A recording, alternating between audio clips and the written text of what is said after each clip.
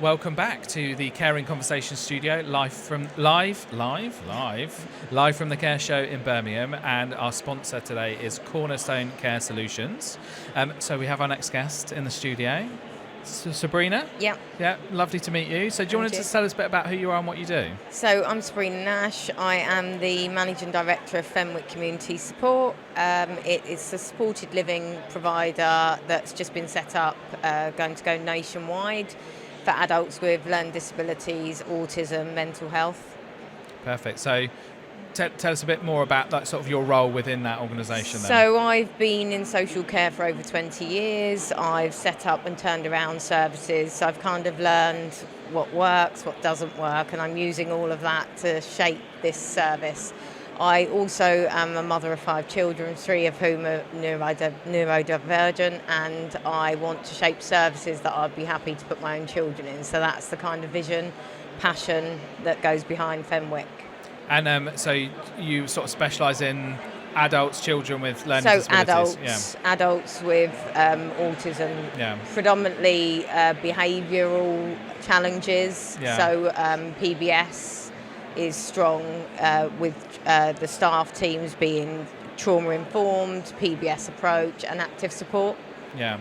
And then I guess there's a lot of kind of, I always think of sort of elderly care homes are the poor cousin of the NHS, then adults with learning disability are the stepson we've locked in the loft, locked right? Away, locked away. That Yeah. we really give it sort of no attention. Yeah. But it's a huge kind of, it's a huge demand for it, and it's really sort of underserved. Yeah. What sort of particular challenges are you seeing in that kind of area at the moment? So I think it's trying to get the right support, from the local community teams as well, because that's essential, and everyone working together. So it's really important that we work with families, with commissioners, with housing providers to provide the right environments firstly, and then get the staff team to ensure that they're the right staff team, that they are in care for the right reasons, that we're giving them adequate training, and that they're actually coming along with our journey and they've got the right values and building that culture. Yeah. And so Fenwick as an organisation, does it have is it homes or is it units? Or so is it's supported living services. Okay. So we will be partnering with property investors, developers to provide the robust kind of suitable environments that are homely.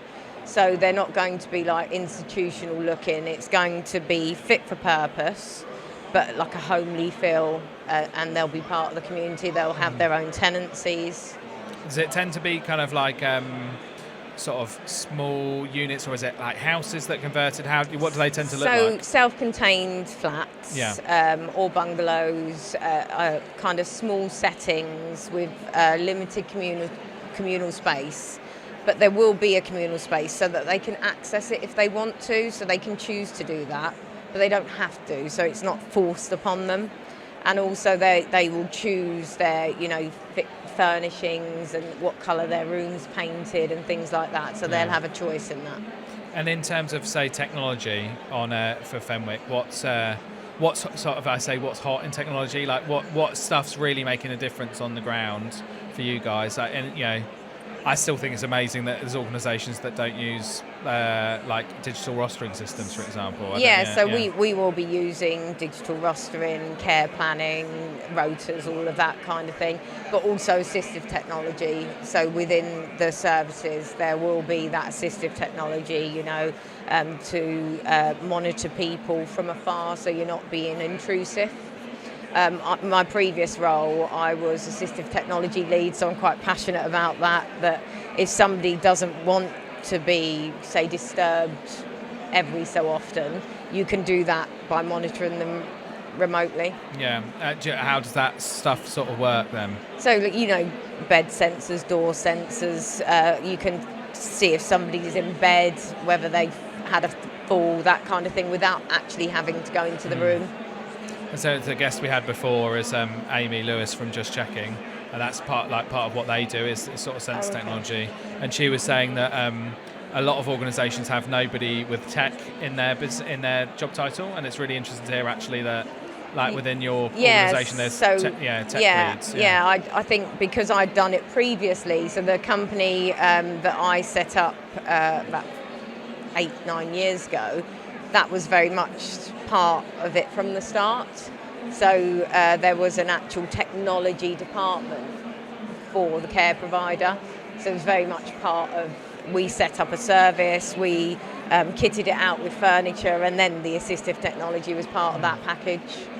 And from your, like within the work you do and within your organisations, are there any like, I mean, you don't have to use specific examples of specific people, but like examples of where you've really sort of added value to people's lives, or like really made a difference to someone about the way they live or how they live? I think changing staff's perspective. So, the more staff are informed and the more training you can give them, and I'm very much doing workshops around the individual, so getting them to understand, getting family members to come in, be part of that workshop.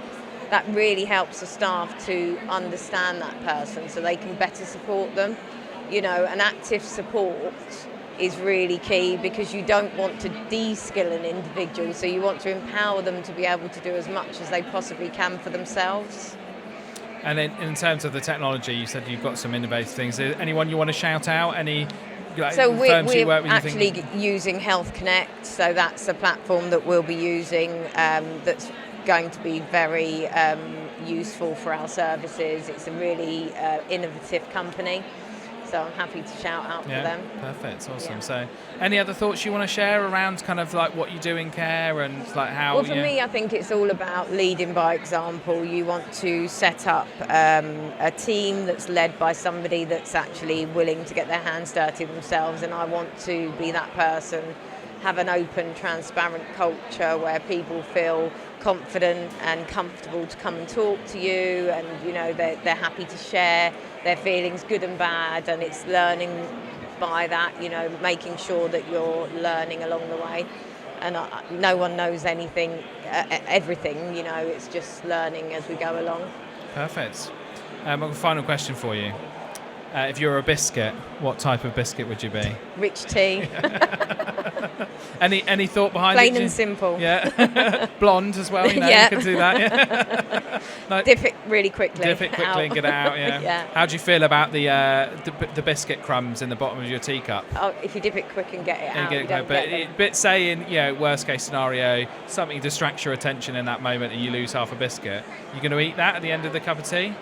I think I'm alone in this. I think this is really making me feel a bit... We had one a few years ago where we did orange juice bits or no bits, and the lady that was asking it, I think she was like bits all the way. Oh no, I can't remember what it was, but she was like broken psychologically from the idea that what her preference was completely opposite to what everybody else is saying. Oh, really? It's quite funny. Yeah, so my son actually gets a spoon and gets a soggy you've got to get the soggy biscuits out. You don't want to waste food, right? No, you've got to...